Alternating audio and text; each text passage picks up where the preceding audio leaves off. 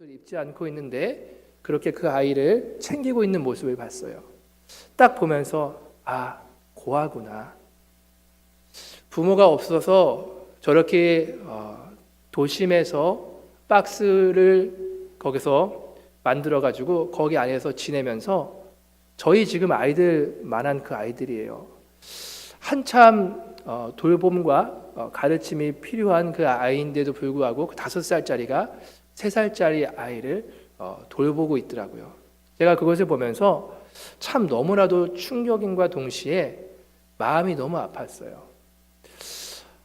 정말 저 아이들 스스로 무엇인가를 할 수 있을 만한 그런 능력이 없는 아이들이고 절실히 정말 부모의 그 존재가 저희들에게 필요한데 그렇지 못한 그런 아이들의 모습. 그뿐만이 아니라 실질적으로 제가 선교지를 과테말라 그리고 일본 이렇게 방문을 하면서 거기에서도 이렇게 고아들을 좀 접할 수 있는 그런 기회가 있었는데 참 볼 때마다 참 마음이 아프고 지금은 또한 제가 자녀를 기르는 입장이어서 그게 더 많이 마음에 좀 와닿습니다. 이렇게 육신의 부모가 실질적으로 우리의 삶에 또 어린아이들의 삶에 너무나도 절실하게 필요합니다. 그 부모의 돌봄과 가르침 속에서 그 아이는 성장할 수 있습니다. 근데 이 부모가 어떤 이유든 존재하지 않는다는 것, 그것이 얼마나 불쌍한 것인가 라는 것입니다. 그런데 우리가 이런 고아라는 사실을 놓고 볼 때에 육신의 부모가 없는 자만 우리가 고아라고 볼 수 없다는 것은 우리는 그리스도인이 되고 나서 깨닫는 사실입니다. 즉 그리스도인이 되지 못한 자들, 그런 자들은 실질적으로 그냥 육신의 부모가 없는 자들, 그런 자들을 보면서 그것만을 고아로서 그렇게 여기면서 살아가지만 우리 그리스도인, 바로 저와 여러분들에게는 이것이 단지 그냥 육신의 부모만 없는 것이 고아가 아니라는 것을 우리는 압니다. 오늘 본문에서도 이 고아라는 그 부분에 대해서 이야기를 하고 있는데 이 고아를 정의할 때에 바로 이 고아가 가지는 그런 의미와 특징들이 있습니다. 즉, 이 고아는 바로 돌보아 줄 자가 없다는 것이에요. 돌봄이 필요한데 돌보아 줄 자가 없다라는 것이 고아의 의미와 특징입니다. 또 하나는 그 고아는 스스로 자신이 무엇인가를 할 수 없는 그러한 상태가 있는 자들을 보고 우리는 고아라, 그것이 고아에게 나타나는 그러한 특징이죠. 실질적으로 이러한 고아의 의미를 우리가 비춰서 이것을 영적인 의미로 우리가 바라볼 때에 오늘 본문과 또한 성경은 바로 세상에 속한 자들을 고아라라고 그렇게 표현합니다. 그냥 육신의 부모가 없는 자들을 가지고 그냥 고아라라고 표현하기도 하지만 바로 세상에 속한 자들, 그 자들을 놓고 고아라라고 이렇게 이야기할 수 있는 것은 바로 하나님의 돌보심이 필요하고 또한 하나님 없이는 우리가 무능한 존재라는 그 사실을 바탕으로 세상에 있는 자들은 그 돌보심 가운데에 또 하나님께서 주시는 그 능력과 도움 가운데에 제외되어 있기 때문에 그렇습니다. 우리가 그 이스라엘 백성들의 그런 상황을 보면 이스라엘 백성들은 하나님께서 택하시고 또 하나님의 자녀로서 있기 때문에 그들은 죄를 지어도 하나님께서 그들 가운데에 말씀하시고 돌아오라고 이야기하시고 하나님의 자녀이기 때문에 그들을 징계하시기도 하십니다. 즉 하나님께서 지속적으로 그들과 함께 하시는 그러한 특징 속에서 하나님의 손길이 계속 그들을 향하는 것을 저희는 볼 수 있어요.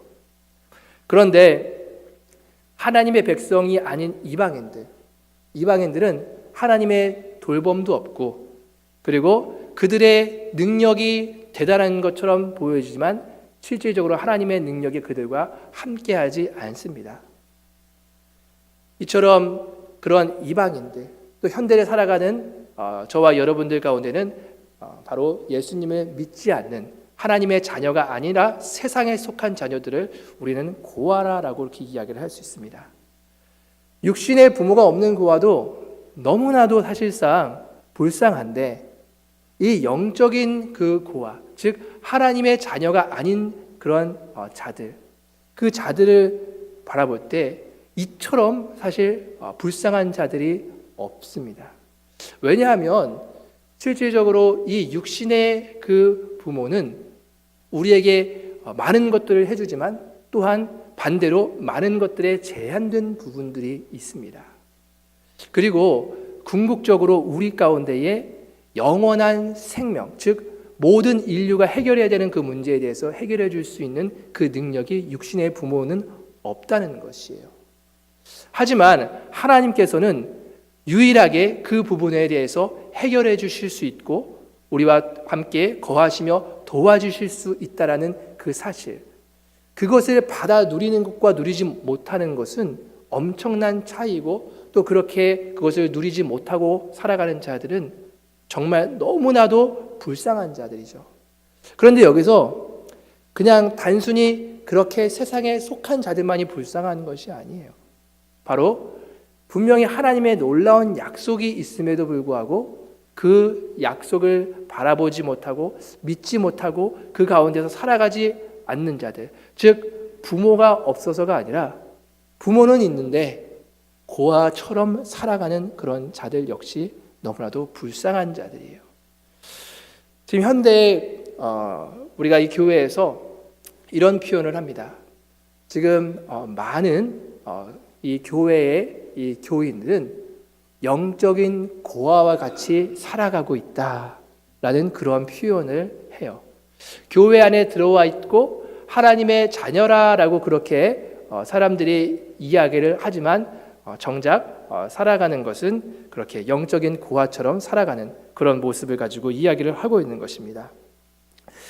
그런데 하나님께서는 오늘 이 본문에 우리에게 약속하신 그 말씀이 있고 또한 그 약속은 이미 성취된 그런 사실입니다. 저희가 너무나도 잘 아는 말씀이고 실질적으로 이 말씀을 우리가 너무 많이 들었었던 그런 말씀입니다. 하지만 이 말씀이 우리의 삶 가운데에 실제가 되어서 실질적으로 우리가 그것을 누리며 우리가 영적인 고아가 아니라 정말 하나님의 자녀로서 우리가 살아가고 있는가라는 그러한 사실인 것이다. 하나님께서는 이렇게 이야기를 하고 계세요. 바로 16절 말씀을 보시면 오늘 본문이요 16절에 내가 아버지께 구하겠으니 그가 또 다른 보혜사를 너희에게 주사 영원토록 너희와 함께 있게 하시리니 라고 그렇게 이야기를 하십니다. 여기서 보시면 아버지께 구하여서 그가 또 다른 보혜사라고 그렇게 이야기합니다. 이것은 another comforter라고 얘기하고 another helper라고도 이렇게 이야기를 합니다. 사실 이 이야기는 예수님 자신과 동일한 그러한 위치와 동일한 능력을 가지고 계신 분을 아버지께 구하여서 보내주겠다라고 그렇게 이야기를 하는 것입니다. 사실상 제자들은 이 땅 가운데서 살아가면서 예수님과 함께 거하면서 예수님을 보았어요. 이분이 어떠한 분이신가라는 것에 대해서 눈으로 직접 보고 경험했기 때문에 이들은 알고 있었죠. 그러니까 그와 같은 능력, 그와 같은 모든 위치와 동일하신 그 분을 바로 보내주실 텐데 그분의 성격은, 그분의 나타나지는 역할은 바로 헬퍼라고 그렇게 이야기하고 있어요. 한국어로는 보혜사라고 이야기하고 있지만 이것을 원문에서는 헬퍼라는 그 성격을 가지고 이야기를 하고 있습니다. 그렇기 때문에 예수님께서는 이 고아와 같이 내버려 두시지 않겠다라는 그 의미 가운데에 내가 너희를 이 땅 가운데에서 살게 하면서 그 헬퍼를 보내주어서 바로 세상에 속한 자들을 아까 제가 고아라고 말씀을 드렸는데 세상에 속한 자와 구분되이 하나님의 자녀로서 살아갈 수 있도록 만들어주겠다라는 그런 이야기를 하고 있는 것이에요. 이것이 다시 말하면 아까 제가 말씀드렸던 것처럼 모든 사람들은 실질적으로 영적으로 무능한 상태죠. 제가 아까 두 번째로 나타나는 그런 고아의 특징은, 첫 번째는 돌봄이 없는 그런 자들, 두 번째는 무능한, 능력이 없는 그런 상태를 가리키는데, 바로 예수님께서 아버지께 구하셔서 너희 가운데에 이 헬퍼를 보내어서 너희가 바로 하나님의 자녀로서 살아갈 수 있도록, 그 기능을 할 수 있도록 실질적으로 만들어주겠다라는 그런 약속이에요. 그러니까 너희는 무능하지만, 너희는 연약하지만, 너희가 이 세상을 살아가는 데 있어서 그 기능을 할 수 있도록 해주시겠다라는 그러한 하나님의 약속입니다. 그래서 하나님께서는 이 분을 보내주시는데, 이 분이 바로 이 헬퍼 스피릿이죠. 성령이신데, 이 분이 하는 역할을 오늘 본문에서도 이야기를 하고 있는데, 바로 저는 진리의 영이라고 하면서 또한 그 성령님의 그 가지고 계신 특성을 설명을 하십니다. 이 진리의 영, 여러분 이것을 볼 때에 이것은 우리가 너무나도 주목해야 할 사실이고, 그리고서 이거 너무나도 중요한 사실입니다. 왜냐하면 하나님께서 보내주시는 그 영, 바로 이 헬퍼 스피릿을 통하여서 우리가 하나님께서 우리에게 주신 진리를 깨달아 알 수 있도록 만드셨다라는 그러한 의미입니다. 아까 제가 얘기했던 것처럼 이 세상에 속한 자들, 하나님의 자녀가 아닌 자들, 그들과 구분되는 첫 번째 특징이 바로 이 진리를 깨달아 알는 것이죠. 그리고 그 안에서 거하는 것이죠. 그것을 누리는 것이죠. 엄청난 특권이라는 것입니다. 이 특권을 바로 우리 스스로가 그것을 공부해서 깨달아서 아는 것이 아니라 바로 성령께서 우리 가운데에 오시면 이 진리로서 우리를 이끌어 주신다라고 하는 그 의미를 가지고 계신 것이죠. 성령의 여러 역할들이 있지만 사실 이 부분이 우리 가운데에서 얼마나 큰 특징인가라는 것에 대해서 이야기를 하고 있는 것입니다. 사실 이 구절에 의하면 하나님을 아는 자들에게 또한 그가 너희와 함께 거하고 너희에게 속하는 그 이들 가운데에 하나님께서 이 부분을 행하시겠다라고 그렇게 이야기를 하는 것입니다. 사실 아까 제가 말씀드렸던 것처럼 저와 여러분들은 영적인 고아가 아니죠. 그 말은 다시 말해서 우리는 하나님의 자녀라는 얘기입니다. 세상과 구분된 하나님의 자녀인데, 바로 여러분의 삶 가운데에서 지속적으로 여러분 안에 진리를 갈망하는 그런 마음들, 그리고 진리를 깨달아가는 그러한 것이 여러분들의 삶에 지금 이루어지고 있느냐라는 것입니다. 아까 제가 말씀드렸던 것처럼 많은 교인들이 하나님의 자녀라고 이야기를 하지만 그의 삶 가운데에서 그 자녀됨의 특권을 누리면서 살아가지 못하는 현실, 즉 그래서 영적인 고아와 같이 살아가는 자들이 너무나도 많다는 얘기를 제가 했습니다. 여러분의 삶도 그걸 여러분들이 비춰봤을 때에 정말 그 진리의 영으로 말미암아 여러분이 그 진리를 깨달았기 원하는 그 갈망함과 또 여러분들이 진리를 계속 깨달아 알아가는 그런 기쁨이 여러분 가운데에 있느냐라는 것입니다. 이 말씀은 반대로 얘기하면 왜 신자가 신앙생활하면서 하나님의 말씀에서 실천하지 못하고 순종하지 못하고 말씀이 자신의 삶에 살아서 역사하지 못하게 그렇게 살아가는가라는 그런 이유를 할 때에 바로 우리가 하나님의 이 약속을 믿고 그 안에서 이것을 붙들고 진리의 영이 우리 안에서 일하시지 못하도록 우리가 그렇게 살아갈 때가, 우리의 생각과 우리의 뜻을 앞세우면서 살아갈 때가 너무나도 많기 때문에 그렇다는 것입니다. 그래서 사람들의 신앙생활이 무기력함에 빠지게 됩니다. 진리를 아는 자와 같이 기뻐하지 못하며 살아가며, 또한 진리를 알지니 진리가 너희를 자유케 하리라 라는 그 말씀의 진리를 가지고 우리가 자유함 속에서 살아가지 못하는 그런 모습들도 있습니다. 바로 우리 주변에 그렇게 정말 영적인 고아와 같이 살아가는 자들이 너무나도 많다는 것입니다. 이 사람들의 또 나타나는 특징은 뭐냐면 세상 일에 목숨을 걸면서 살아갑니다. 사실 하나님의 자녀가 아닌 세상에 있는 자들은 그것이 일반적인 삶이죠. 그것이 일반적으로 나타나는 특징입니다. 그런데 바로 영적인 고아가 아닌 하나님의 자녀로서 된 이 자들, 그랬음에도 불구하고 바로 세상의 목숨을 걸면서 살아가고 이 천국이 마치 있지 않는 것처럼 그렇게 살아가는 그런 모습들, 이것들이 바로 영적인 고아로서 살아가는 그러한 특징입니다. 하나님께서는 오늘 이 본문을 통해서 이렇게 말씀하세요. 주님께서는 성령이 없는 세상에 대하여서 말씀하시는데 세상은 능히 그를 받지 못한다라고 그렇게 말씀하면서 그를 보지도 못하고 그를 알지도 못한다 이렇게 이야기를 하고 있어요. 그것이 세상 사람들이 가지고 있는 특징이며 또한 영적인 고아가 가지고 있는 특징이라는 것이에요. 그것이 만약에 우리의 삶 가운데에 더 많은 부분을 차지하고 있다면 실질적으로 우리 자신은 너무나도 불쌍한 존재로서 살아간다는 것이죠. 사실상 불쌍한 존재로서 살아가야 할 이유가 없음에도 불구하고 그러한 존재로서 살아가는 그러한 자들이라는 것입니다. 우리가 아까 전에도 말씀을 잠깐 나누면서 이야기를 했었던 것 같이 우리는 주님을 안다라고 그렇게 고백을 합니다. 그것은 우리가 진리 가운데 거하면서 경험적으로 주님을 아느냐라는 것에 대해서 말하고 있는 부분입니다.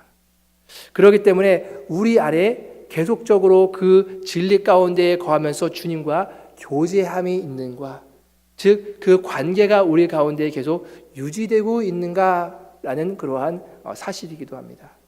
즉 우리가 그러한 관계가 계속적으로 유지되고 있다면 우리는 바로 영적인 고아로서 살아가는 존재가 아니라 하나님의 자녀로서 살아가는 그러한 존재가 되어진 것이죠. 이렇게 또한 하나님의 자녀로서 살아가는 자들에 나타나는 또 특징은 바로 지속성입니다.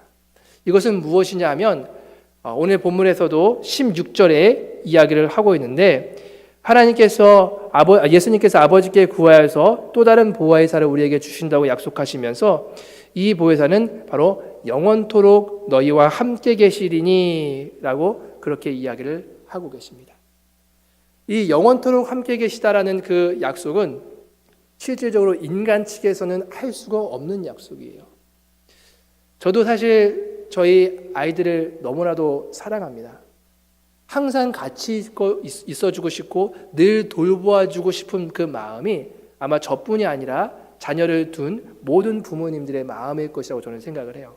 근데 여러분 자신 있게 그 아이들에게 여러분들이 너무 사랑하지만 내가 영원토록 너희와 함께 있어줄게 라고 약속하실 수 있습니까? 그 약속은 아무도 자신 있게 할 수가 없습니다.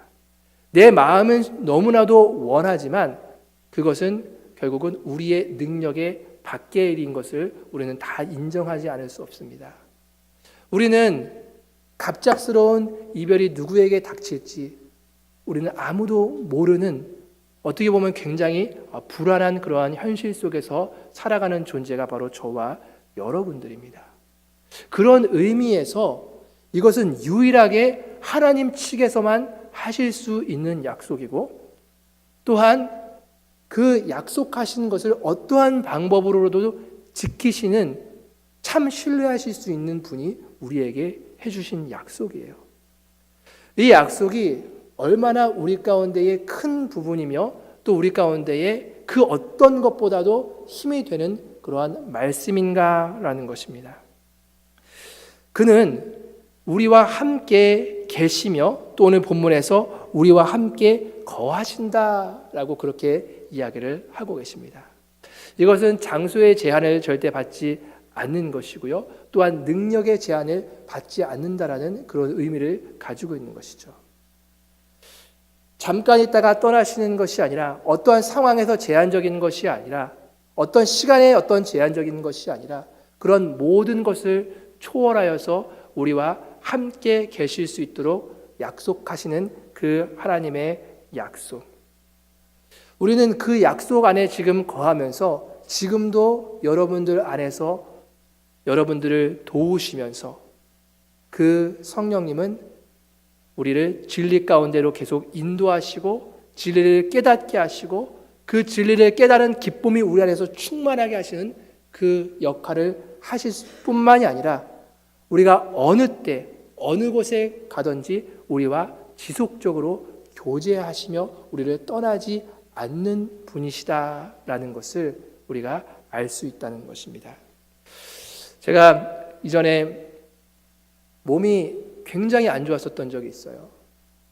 그래서 제가 신시내리에서 사역을 할 때에 사역을 한참 하고 있었고 또한 제가 학교에서 풀타임으로 공부를 하고 있었던 중이었습니다. 그런데 더 이상 제가 버틸 수 있는 그런 것이 상황이 안 됐어요. 병원에 가서 진료를 받아봤는데도 별 이상이 없다 이렇게 이야기하는데 제 증상은 사라지지가 않는 거예요. 그래서 그때 담임 목사님이 도저히 안 되겠다라고 그렇게 이야기하신 것이 왜 그렇게 됐냐면 예찬이 돌이었어요. 예찬이 돌이했는데 교인들이 다 교회에서 돌잔치를 하고 있는데 제가 몸이 너무 안 좋아서 그 돌잔치조차 제가 참석을 못하고 제가 차에서 있어야 되는 그런 상황이 됐습니다. 그래서 목사님이 그걸 보시고 안 되겠다. 한국으로 돌아가서 목사님 한번 검사를 받아보시고 오세요 얘기하시더라고요. 그래서 제가 학교에다가 교수님들한테 다 익스큐즈를 하고 그렇게 이제 한국으로 돌아갔습니다. 한국에 돌아가서 이제 여기저기 검진을 받는데도 뭐 특별한 이상이 없다고 얘기를 해요. 그러면서 가운데 그냥 뭐 할 수 있는 치료들만 하고 있었는데 중요한 것은 제가 그때 나간 게 1월이었는데 1월 말 2월에 제가 한국을 나갔는데 6월에 과테말라를 가야 되는 그런 상황이었어요. 과테말라 선교를 나가야 되는 상황인데 그 선교팀을 제가 인솔하고서 나가야 되는 상황이에요. 그런 가운데에서 이제 도저히 뭐 사실 이거를 할 수 있는 상황이 되지 못하는 것이죠. 그래서 이제 비행기 티켓을 예매해야 되는 그런 시간이 가까워왔는데 뭐 팀원들이 다 불가능합니다라고 이렇게 이야기를 하더라고요. 계속 기도를 하는 가운데 있었어요. 그런데 하나님께서 계속 마음을 주시는 게 내가 함께 동행하겠다라는 그런 마음을 주시더라고요. 가족들도 다 걱정을 했는데 제가 전화해서 저희 팀원 집사님께 제 것도 비행기표를 예약해 주십시오. 그렇게 이야기했습니다. 그리고 2주가 남겨놓고 한국에서 돌아와가지고 제가 가는데 딱 비행기를 타고 가족들하고 이별을 하고 이제 비행기를 딱 탔는데 지금도 기억나요. 하나님께서 딱 저에게 말씀해 주신 것이 있어요. 네가 어디를 가던 내가 그 시간과 공간의 제한을 받지 않고 내가 너를 붙들어 너와 함께 하겠다는 그 말씀으로 하나님께서 저와 함께 하시면서 그 마음 가운데에 굉장한 평강이 있더라고요. 그래서 제가 떠나서 거기서 일주일 동안 쉽지 않았던 그러한 그 일정을 소화해내면서 내 가족도 사실상 나와 함께 해줄 수 없는 상황들 또 이러한 부분에 대해서 누구도 나에게 그런 마음과 힘과 능력을 줄 수 없는 그런 상황 가운데에서 이 하나님의 말씀이 정말 진리구나. 하나님의 말씀은 정말 이런 인간의 모든 상황과 환경을 뛰어넘어서 나를 붙들고 계시고 하나님께서 2000년 전에 예수님께서 하신 이 약속이 내 현재의 삶 가운데에서 이루어지면서 나아가는구나라는 것에 대해서 제가 항상 머리로 알았지만 그것을 좀 깊이 그때 체험하는 그런 시간이었습니다. 하지만 우리가 살아가면서 또한 우리가 여러 가지 일들을 만나게 되고 또한 세상에 우리의 마음을 두고 살다 보면 이 사실이 너무나도 잊어버리기 쉬운 그러한 사실이 됩니다. 하지만 오늘 하나님께서 이 말씀을 통해서 다시 한번 도전하시는 것이에요. 우리가 너무나도 잘 알고 있는 말씀 그리고 우리가 너무 많이 들었던 말씀인데 실질적으로 너무나도 잊고 살아가는 부분들 너무나도 큰 약속인데 그리고 너무나도 큰 특권인데 우리가 삶 가운데서 경험하지 못하고 마치 너무나도 불쌍한 그 영적인 고아처럼 살아가는 저와 여러분들 가운데 하나님께서는 이 말씀을 통해서 또다시 도전하시는 거예요. 18절에 보시면 하나님의 그 약속이 분명하게 있습니다. 내가 너희를 고아와 같이 버려두지 아니하고 너희에게로 오리라 라고 이야기를 하시고 또한 16절에서 너희에게 주사 영원토록 너희와 함께 계시리니 17절에 저는 너희와 함께 거하시며 또 너희 속에 계시겠습니다 라고 하나님께서는 분명하게 우리 가운데에 약속으로 주시고 또한 지금도 그것이 여러분과 저의 삶 가운데에서 실현되고 있습니다. 오늘도 이 말씀을 여러분께서 붙드시고 매일매일의 삶 가운데에서 어떻게 보면 심플한 진리예요. 그 진리가 내 삶 가운데에서 실제가 될 수 있도록 내가 하나님의 정말 자녀처럼 영적인 고아로서 내가 그렇게 살아가는 것이 아니라 하나님의 자녀로서 살아갈 수 있도록 매일매일 하나님께 구하시고 또 그 약속을 믿고 믿음으로써 나아갈 수 있는 저와 여러분들의 삶이 되기를 주님의 이름으로 축원합니다.